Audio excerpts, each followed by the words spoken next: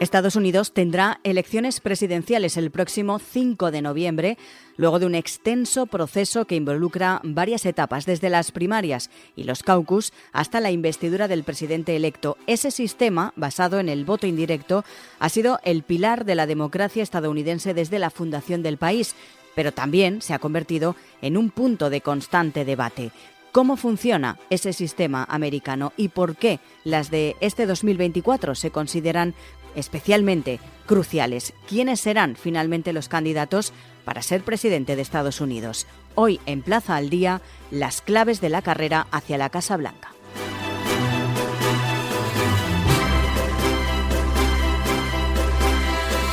Saludamos a Carlota García Encina. Ella es investigadora principal de Estados Unidos y Relaciones Transatlánticas del Real Instituto Elcano y profesora de Relaciones Internacionales. Señora García, muy buenas.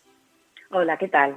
Vamos a intentar entender y explicar esas claves hacia la Casa Blanca. Estamos en enero, a finales, pero las elecciones son en noviembre.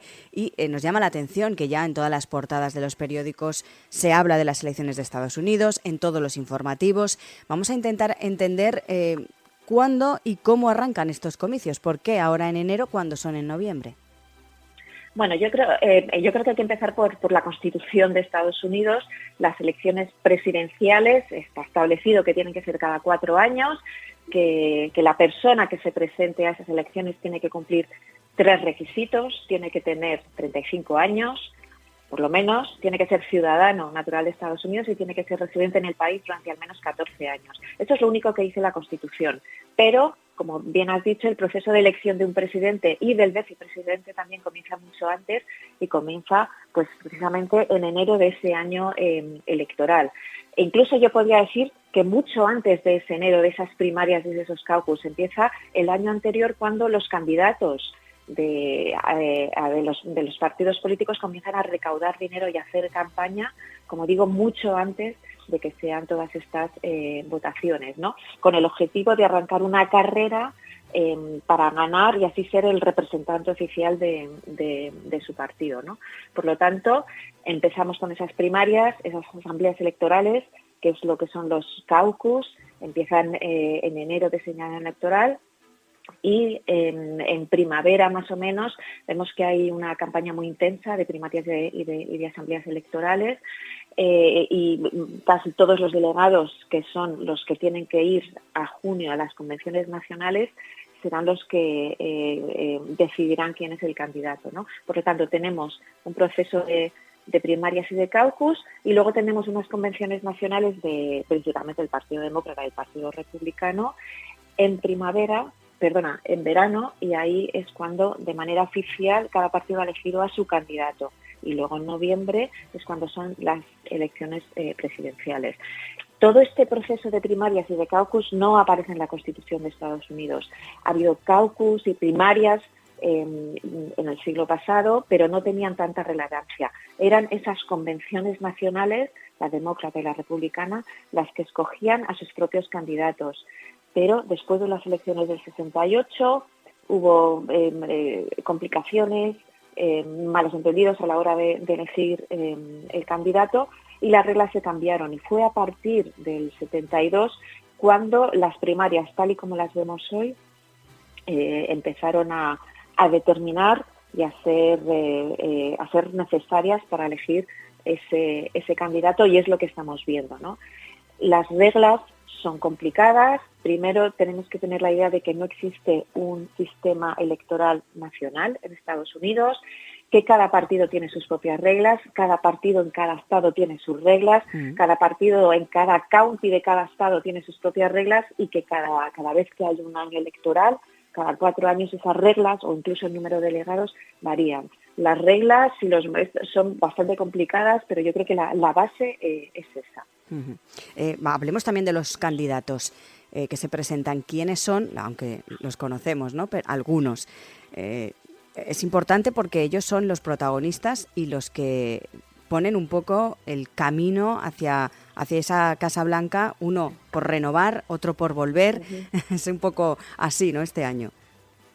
Este año sí, bueno, en general los candidatos a representar a su partido en las presidenciales suelen ser gente del partido, quizás representantes en el Congreso, senadores, gobernadores, o lo que conocemos como los outsiders, no gente que vienen de fuera del partido. Y eso sucedió, por ejemplo, en el 2016 con Donald Trump. Pero incluso si nos vamos más atrás, tenemos el ejemplo de Jimmy Carter, ¿no? Cuando se presentó a las primarias, nadie le conocía y además se leía así, Jimmy Who, y hasta que no empezó ese proceso de primarias nadie lo conocía, bueno, y al final salió candidato.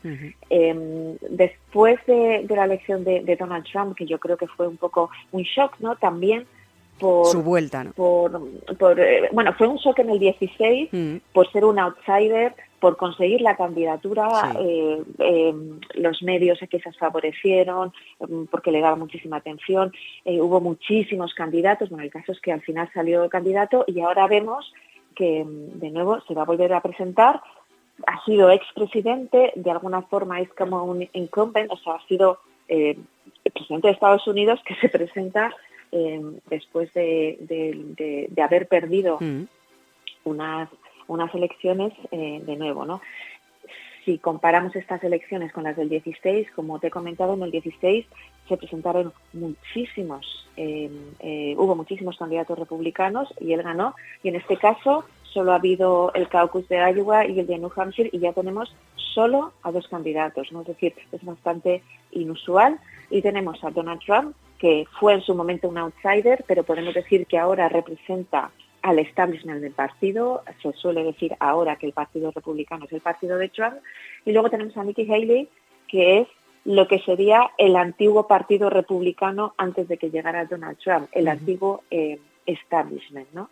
Se esperaba que en esta carrera hacia la candidatura estuviera Donald Trump y Ron DeSantis.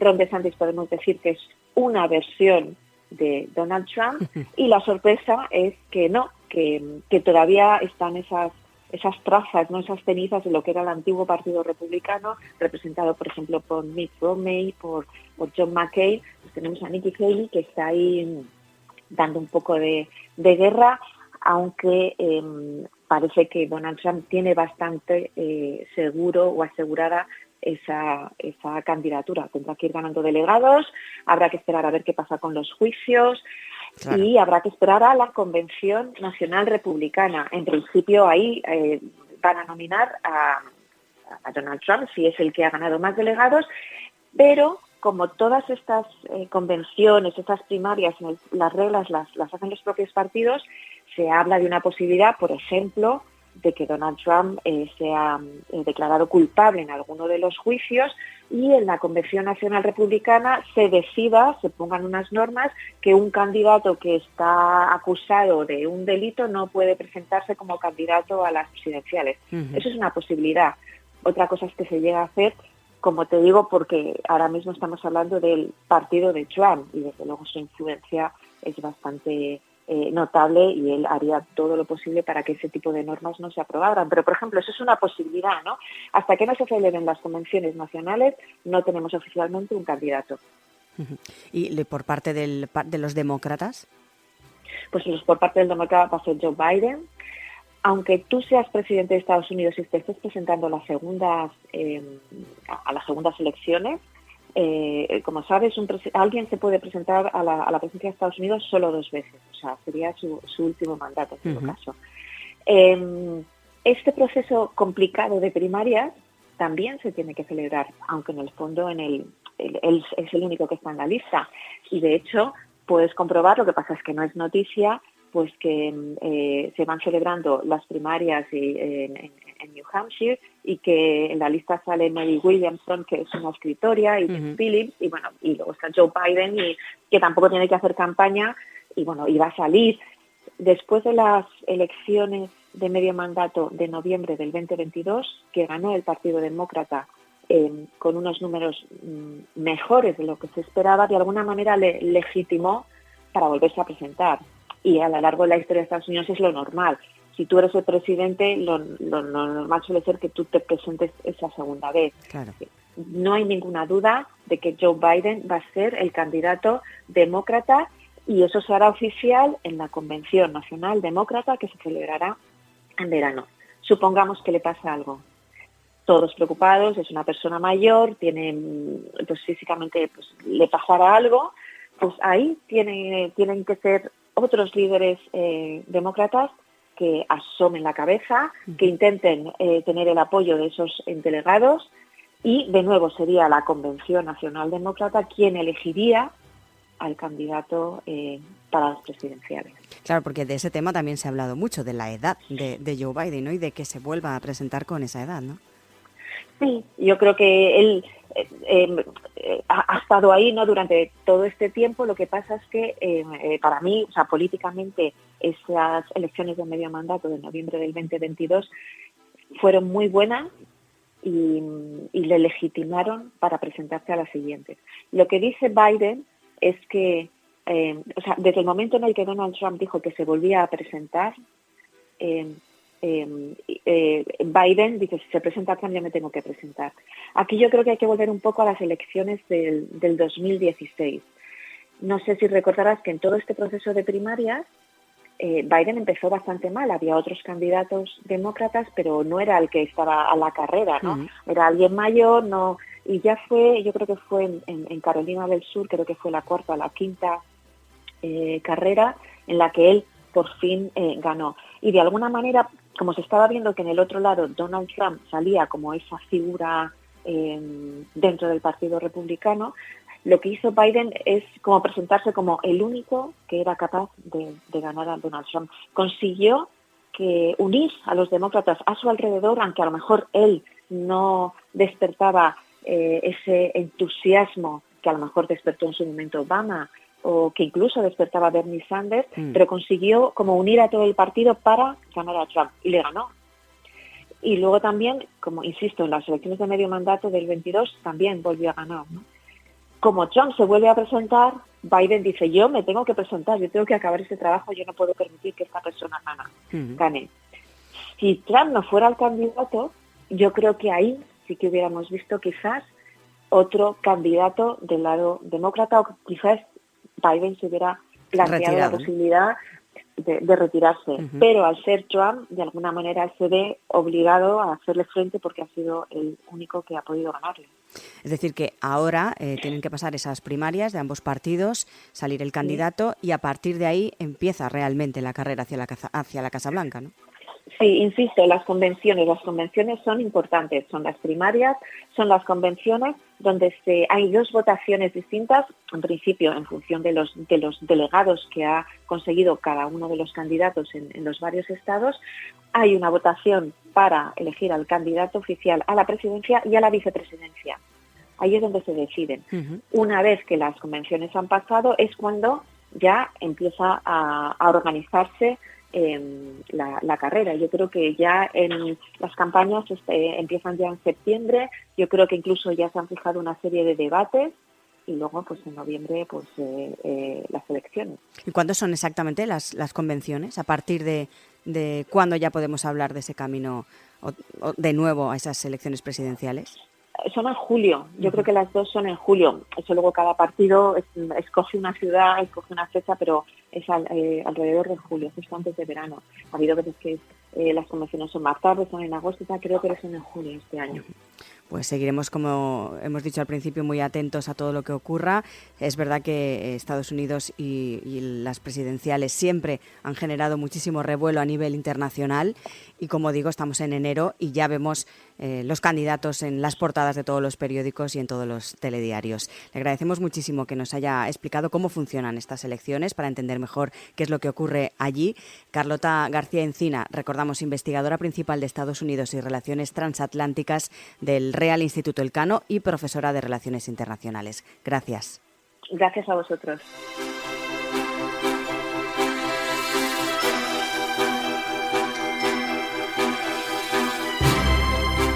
Saludamos también a Francisco Lara, es profesor titular de la Universidad de Organización de Empresas y fue vicerrector de Relaciones Internacionales durante 8 años en la Universidad Católica de Valencia. Ahora también está en Estados Unidos, en Washington, en la Universidad Católica de América. Señor Lara, muy buenas. Buenas. Podemos decir, para que la gente lo sepa, que usted está medio año aquí en Valencia y otro medio año en Washington. Y si los cálculos no fallan, cuando se celebren las elecciones, que son en noviembre, le pillarán de pleno allí, en Estados Unidos, ¿no? Efectivamente, allí estaremos en noviembre, el 5 de noviembre, para presenciar las elecciones americanas y ver qué pasa en una situación tan diferente de las anteriores, pero muy apasionante e interesante como es la actual. Y tan diferente a las que conocemos aquí en España. Hemos sabido de la mano de Carlota García, que es investigadora principal de Estados Unidos y Relaciones Transatlánticas del Real Instituto Elcano, también es profesora de Relaciones Internacionales. Ella nos ha estado explicando exactamente por qué estamos ahora en enero hablando ya de las elecciones de Estados Unidos cuando se celebran en noviembre. ¿Cómo se vive allí, usted que ha venido hace poquito de Washington?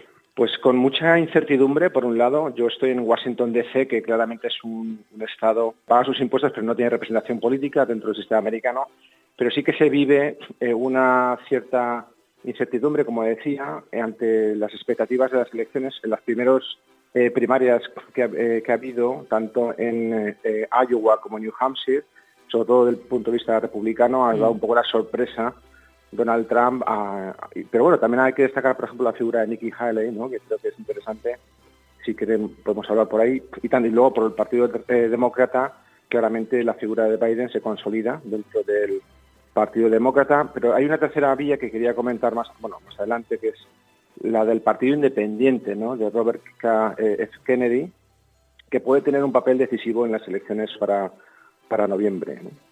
Porque tienen que pasar estas primarias, como hemos dicho antes. La gente, el pueblo, los americanos dan por hecho que finalmente van a ser los candidatos Trump y Biden. Yo creo que sí. O sea que básicamente la mayoría está esperando que sean estos dos los candidatos. Como ustedes sabrán, Biden dijo que si Donald Trump no se presentara, él tampoco se presentaría, pero parece que Trump claramente se va a presentar. La única cuestión que podría pararle su candidatura serían las cuestiones judiciales. Para el 15 de marzo, que es el día más importante, donde se elegirán a los delegados más de 15 estados, si hasta esa fecha no se ha dictado sentencia en contra y, por lo tanto, impidiendo la presentación de la candidatura de Trump, definitivamente será el candidato a todas luces republicano. Y Biden no veo tampoco en el Partido Demócrata alternativas ahora mismo a Biden. Estaba haciendo un poco también de encuestas y hay otros candidatos como Dean Phillips o Marianne Williamson, pero no están teniendo esa representatividad en el Partido Demócrata, por lo tanto se estima que será también Joe Biden el candidato demócrata. Como decía, desde mi punto de vista, lo más interesante es la aparición de ese partido independiente, que no es tan independiente porque Robert Kennedy viene del Partido Demócrata, claro, pero está teniendo cierto apoyo popular, ¿no?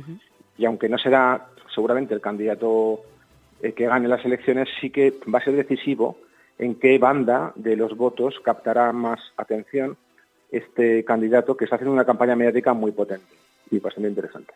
Porque, como decíamos, son unas elecciones completamente distintas a las españolas, aunque aquí también se celebran en los partidos muchas veces sus primarias, pero es muy diferente.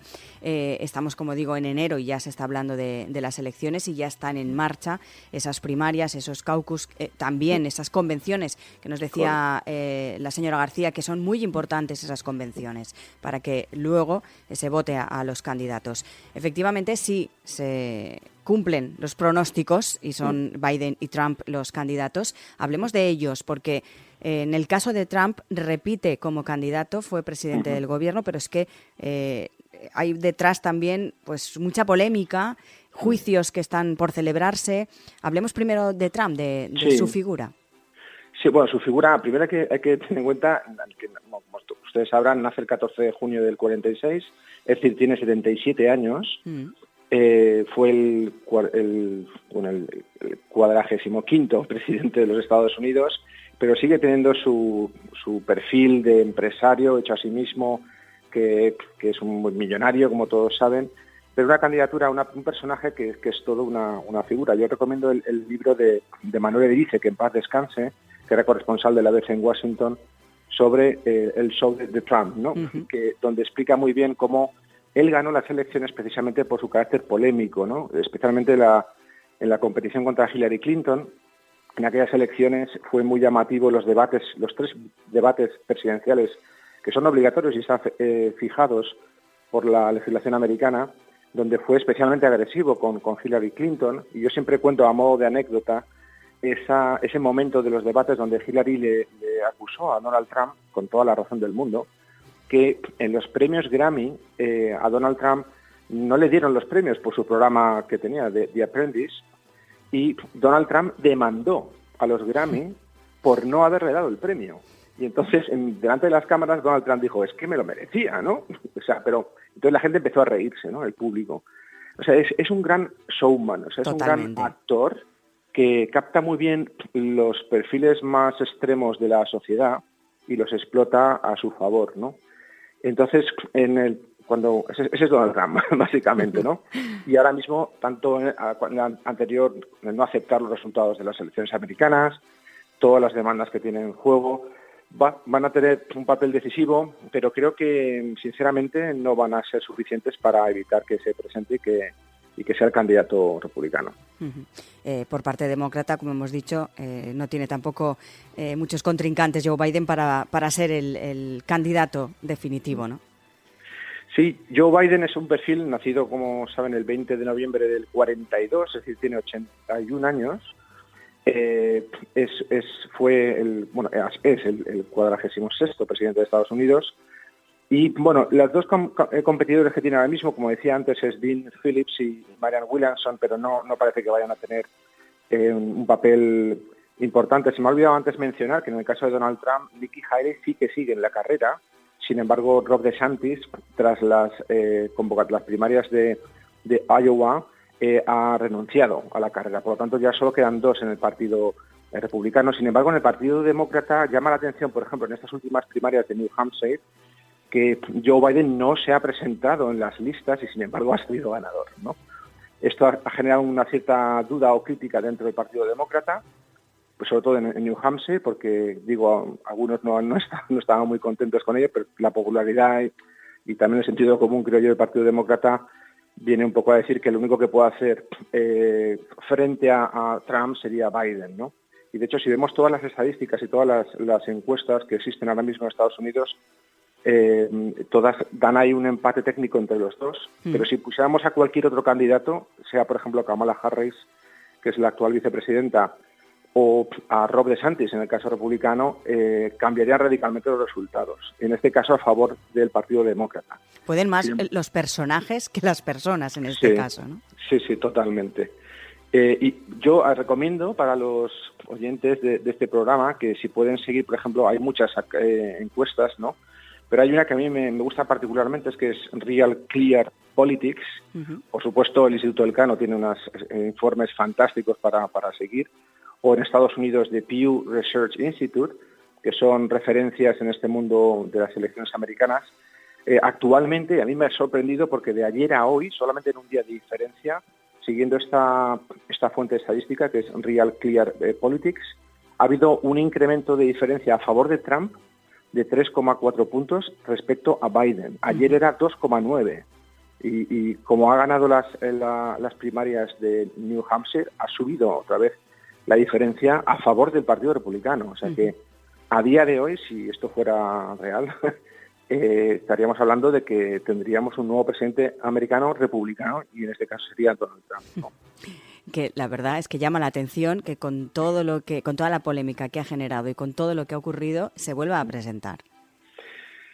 Sí, es parte, yo creo, de su personalidad, es parte de su show. De su show, sí. Y el pueblo americano lo está comprando, ¿eh? O sea, también es cierto que hay que decir que Eso le quería preguntar. Nosotros aquí en España vemos la figura de Trump de una manera, pero claro, ¿cómo lo ven los americanos usted cuando está allí? Sí, yo este semestre que he estado en Washington he notado, por ejemplo, ha habido varios temas que han afectado bastante la popularidad de Joe Biden. Uno ha sido, primero fue la guerra de Ucrania y su apoyo incondicional, lógicamente, a Ucrania frente a Rusia. Pero claro, al final el pueblo americano dice, ¿por qué siempre tenemos que ser nosotros los que estemos pagando las guerras, ¿no? Y cuando además no nos afectan directamente, sino indirectamente, ¿no? Y el segundo tema que ha sido crítico, y yo creo que aquí sí que ha habido una inflexión en el pueblo americano, es la guerra Israel contra Palestina. Estados Unidos siempre se va a posicionar a favor de Israel. Es un país que claramente está a favor del pueblo judío, de Israel, pero este apoyo y ahora esta actuación de Israel contra el pueblo palestino, quizá un poco excesiva, ¿no?, en su dimensión humanitaria, le está afectando radicalmente. Yo es la primera vez en Washington que he visto una manifestación a favor del pueblo palestino tan impresionante, ¿no? En las calles centrales de Washington, en la calle K y en el monumento estaba lleno. A mí me ha sorprendido y claramente hay una fuerza que no está tan a favor de seguir, aunque bueno, es una cuestión muy discutida. Yo no voy a entrar en la cuestión, pero sí que me ha llamado mucho la atención. Otro tema que también le ha afectado negativamente su apoyo incondicional a Israel ha sido lo que está pasando en las universidades americanas, ¿no? Ha habido 3 presidentes de universidades americanas, tanto la de Harvard, MIT, como la de Pensilvania, que han tenido que presentarse en el Parlamento americano para defender su posicionamiento frente a esas algaradas o revueltas estudiantiles a favor de los pueblos palestinos, ¿no? Porque hay que recordar que Estados Unidos es un país muy liberal y en cuanto a la financiación de las universidades, fundamentalmente se hace mediante donaciones. Y gran parte de las donaciones de las grandes universidades americanas, como estas 3 que he mencionado, vienen de donantes judíos, ¿no? Entonces, ante esa un poco neutralidad o no clara posicionamiento incluso de los presidentes o presidentas, en este caso, de universidades americanas, ha habido una reacción muy fuerte del lobby financiero, que al final es muy potente en la política americana, en contra, ¿no? Y esto ha obligado a la dimisión de la rectora de la Universidad de Pensilvania y está en juego la de Harvard y MIT. Bueno, son cosas tangenciales que parecen que no son directamente relacionadas con la política, pero tienen mucho que ver. Por eso le afecta negativamente a Biden, ¿no? Porque, de hecho, ahora ha empezado a moderar un poco su posición, ¿no? Y a pedirle también a Israel que sea un poco más prudente, ¿no?, en sus medidas y que garantice efectivamente los derechos humanos, ¿no? Podemos decir que Biden, como usted nos dice, está tocado pero no hundido y que Trump va un poco al revés, está subiendo como la espuma poco a poco, día a día. Sí, sería muy acertada esa opinión. Biden, el problema es que no tiene muchas palancas de recuperar la popularidad en lo que le queda, desde mi punto de vista, de campaña, ¿no?, de presidenciales. Entonces, la única opción que veo yo es las sentencias judiciales, que efectivamente hay una condena en firme que impida la presentación, pero no lo veo tan claro que pueda realizarse esto, que pueda llegar nadie lo sabe, ¿no? Pero creo que no. Solamente esa cuestión sí que impediría la presentación de Donald Trump a las elecciones. Y me parece que sería una decisión un poquito muy polémica en Estados Unidos, que los jueces impidieran a un candidato a presentarse a las presidenciales. Pues como decimos, el pistoletazo de salida para las elecciones presidenciales de Estados Unidos ya ha comenzado, ya está ahí, están ya en marcha, son en noviembre, pero queríamos entender y analizar por qué se empiezan ahora esas primarias, tantos meses de antelación y efectivamente pues cómo son, ¿no?, esas elecciones americanas muy diferentes a las españolas. Francisco Lara, gracias como siempre por atendernos. Si me permites un segundito nada más, comentar lo que he dicho al principio del candidato independiente Robert Kennedy. Creo que es importante llamar la atención a los oyentes sobre esta figura que no es nada conocida en España, que es un candidato independiente, pero que creo que sí que puede ser decisivo en el caso de que haya en las 2 candidaturas previstas de Biden y Trump. Si él se presenta en función del porcentaje que obtenga, que será muy minoritario, estamos hablando de un 5, un 10, 15%, pero ¿a qué votos arrastra, ¿no? Si arrastra más a los republicanos hacia él o hacia los demócratas, me parece que será decisivo en el resultado final. Pues estaremos pendientes desde aquí, desde España, de todo lo que ocurre en esas elecciones de Estados Unidos. Señor Lara, muchas gracias, como siempre. Muchas gracias.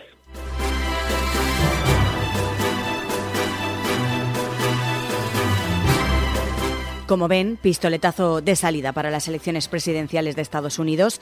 Antes de que los ciudadanos voten para elegir a su presidente en el mes de noviembre, tienen que decidir, como les hemos estado contando, quiénes serán esos candidatos a la Casa Blanca a través de esas primarias y caucus que han arrancado este mes de enero y que se van a extender hasta el mes de junio. Ya en julio y agosto tendrán lugar las convenciones para proclamar a sus candidatos. Y en septiembre, los candidatos detendrán sus campañas para acudir a 3 debates, a presidente y el debate a vicepresidente, que se emiten en abierto por cadena nacional. Finalmente, las elecciones están convocadas para el próximo día 5 de noviembre. Plaza al Día es el daily de todas las cabeceras del Grupo Plaza. Lo pueden escuchar en las principales plataformas de podcast a las que pueden suscribirse y enviarnos sus comentarios. También les animamos a entrar en plazaldía.es. Allí pueden encontrar todos nuestros contenidos y realizar cualquier suscripción.